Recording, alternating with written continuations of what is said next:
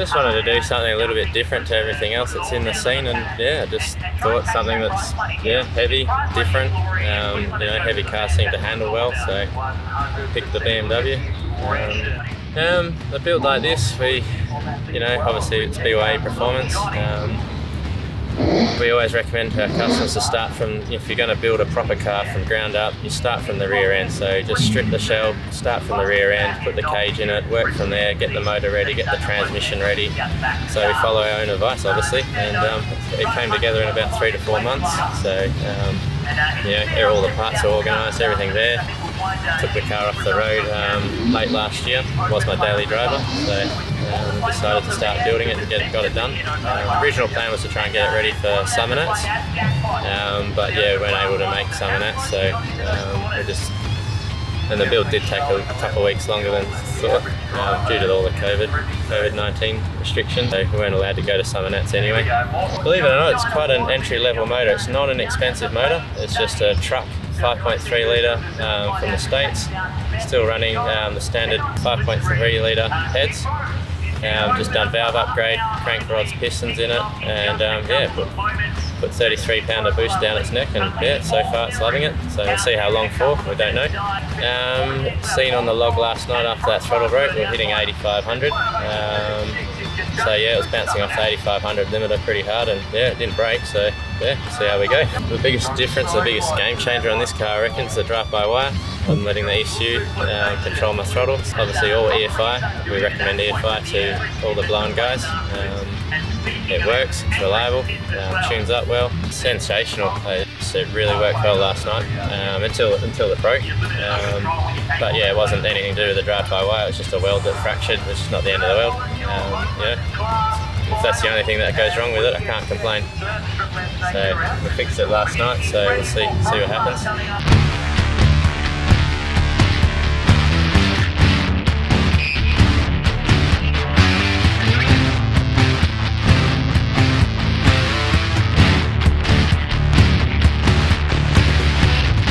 A lot of late nights on it, I suppose. Me and Gav and my partner Shree, we were stuck there quite a few weekends in a row building it. The wiring was pretty difficult on it. Wiring was next level, literally. How BMW do all their electronics is just mind-boggling. Very smart. But obviously with what we're trying to do with the car, being EFI, the car, I wanted everything working in the car. So I wanted headlights, I wanted indicators, I wanted everything working in it, which is part of building a good car. A few hurdles we had was with some of the electrics, getting the electric seats working, things like that. So to get the seat working, we actually purchased all the passenger seat wiring and modules and everything out of a American car, which is our driver's side. So that's how we got both seats working. Just little hurdles like that. Electric windows was a challenge, getting those to work. It's all CAN bus on the BMW. Headlights with the halos, that was a big mission. Honestly, I couldn't really tell you. I've been collecting parts for 2 to 3 years for it, so I can't tell you a dollar figure. If you had to put a number on it? If I had to put a number on it, I don't know, I'd say around 200,000, somewhere around that sort of area to build something to this level. But wanted something epic. It's cost to play, really.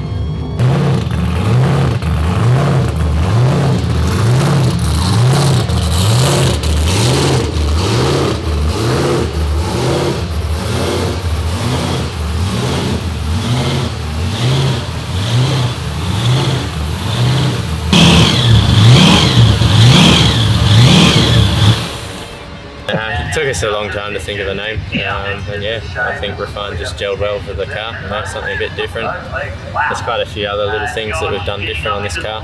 So, I think one of the most fun moments was doing the photography of Jordan Lease.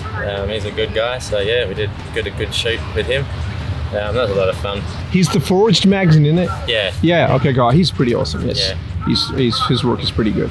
Okay. I guess the other sort of fun things we have is just people's face when they see us stripping a BMW. We went into workshops and various places, or people dropped in to see it, and they're just looking at it like, what the fuck? And that's what we're going for. Something a bit different. A lot of people are spun out with just cutting up a perfectly good car. So you do what you got to do, I suppose. Literally, it's still under new car warranty. yeah, it's just an interesting shape to work with. Got good body lines, and I thought it'd work well with the carbon injected hat. Just black and carbon. There's a few little bits and pieces that haven't turned up in time for Motorvation, but yeah, we've got it here. Tested it. Yes, Friday was the first test skid down Skid Road, and then first skid yesterday, last night. It's nice to bring it out on a show. You know, it's like Motivation's it's a good weekend, so we thought we'll try and bring it out for the whole show and get it here for the weekend and see if we enjoy it for the whole weekend, you know. Test was awesome. It was on Skid Row. I was able to go out. Street Machine and Summernats hooked us up to go out for the first opening of Skid Row, so yeah, that was the first time I think I'd ever turned a tyre, so I was pretty happy with that result.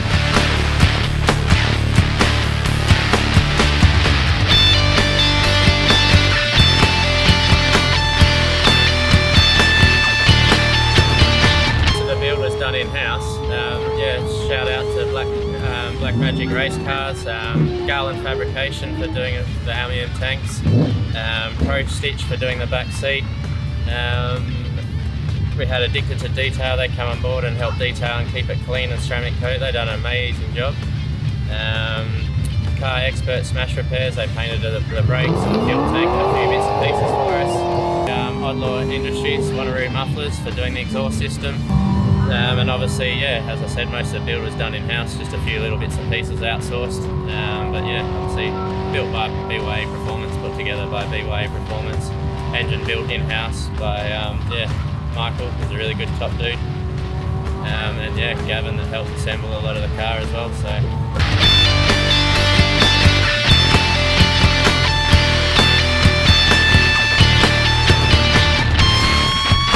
I guess whatever the next thing is to build, or whatever we can think of, and probably a customer that's got some money that comes in with a crazy idea, we'll do it. You know, that's what we're about.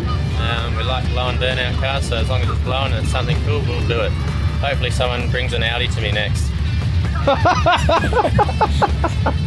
reckon another silly idea or another silly thing to build would be a Tesla, you know. I can't think of anything else that's just as silly as this. But yeah, a Tesla would be up there, or maybe like a Porsche 911.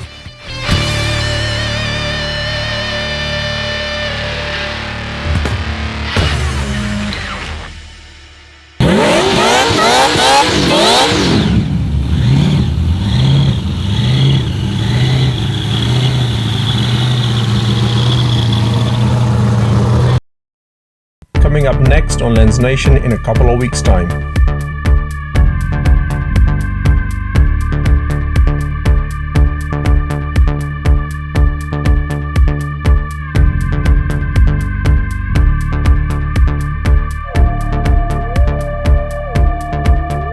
How does that make you feel?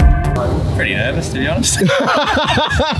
Cheers for watching this episode of Street Machines. Here are some previous videos. If you're from WA and have a cool blown ride, or a steel bumper, or a jacked up 4-wheel drive, and if you want to make a cool video about it, feel free to get in touch with me on bobby@lensnation.com.au. See you in the next one.